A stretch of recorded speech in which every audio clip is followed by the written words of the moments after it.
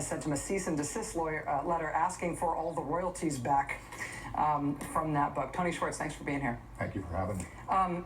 What should we understand? What did you come to understand about Donald Trump in terms of living by his instincts, turning bad situations into good situations? Well, let me start with this. It's really disturbing to me to watch this discussion about whether he's going to put on a good show tonight. The real issue about Donald Trump is Donald Trump. What is his character? He has the attention span and the knowledge base of a 9-year-old with ADHD. And I'm not saying that to be funny. I'm saying that soberly and with great fear. He doesn't know very much. He doesn't think in any complex ways, and he can't pay attention. Would you want a surgeon to cut into your brain without training to be a surgeon? It's a frightening prospect. But how does somebody with the kinds of limitations that you're describing beat 17 other very accomplished, well-qualified professional politicians, win the Republican nomination going away, and is now going to be on this stage tonight? By instinctively appealing to the amygdala of the brain rather than to the prefrontal cortex, by rousing up people's emotions, as I'm sure he will do tonight, so that it overwhelms their capacity to look at a person rationally. Any rational person who understands who this man is would not vote for him, period. Why not? Because he's not qualified for the job. Put aside ideology. It isn't clear that he has an ideology anyway.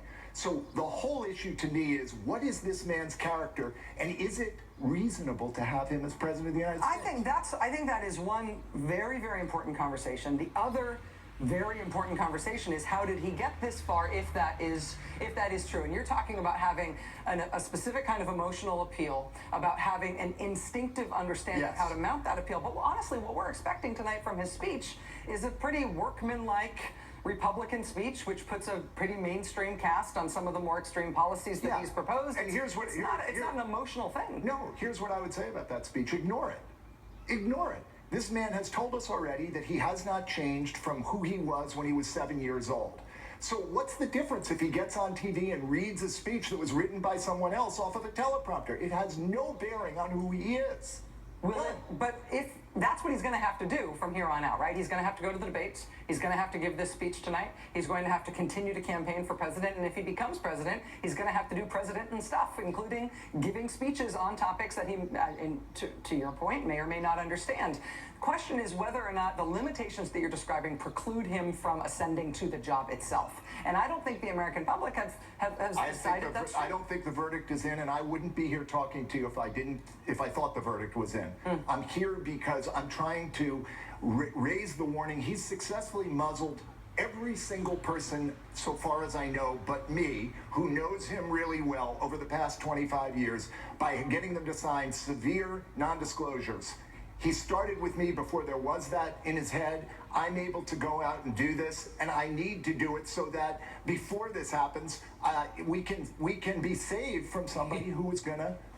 He is still capable of the grand notion, however, correct? Meaning, make America great again. America first, maybe he didn't know the Lindbergh-related modern history of that phrase, what it came to mean in the modern era of American history.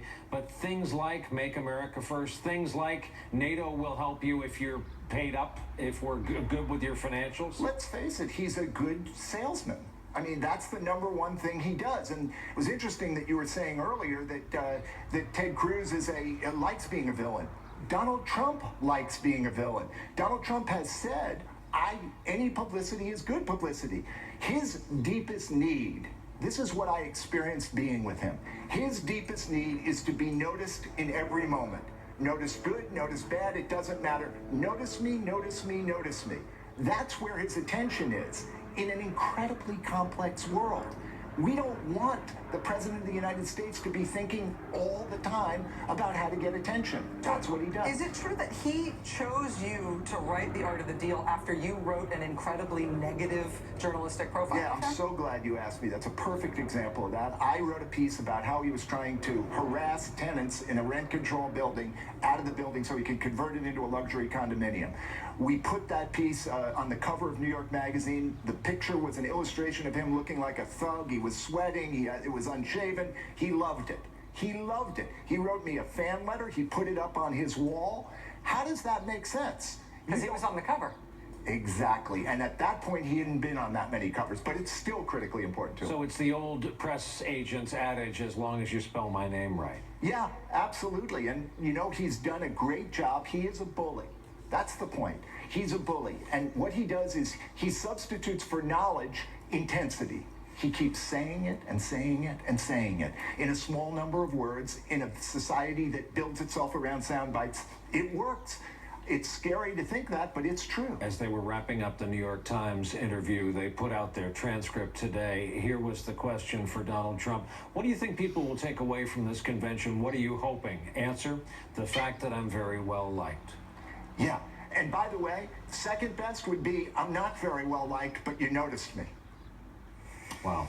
Tony Schwartz, the co-author of Art of the Deal, now embroiled in conflict with the man with whom you co-wrote this book. The cease and desist letter, trying to get all the royalties back and everything. Do you have any legal fear in terms of him coming after you? You know what? I mean, I always knew it was going to happen, and my feeling is there's something much more at stake here than whether or not he sues me and whether or not I win or lose a suit. Tony Schwartz, thanks for being with us. Thanks.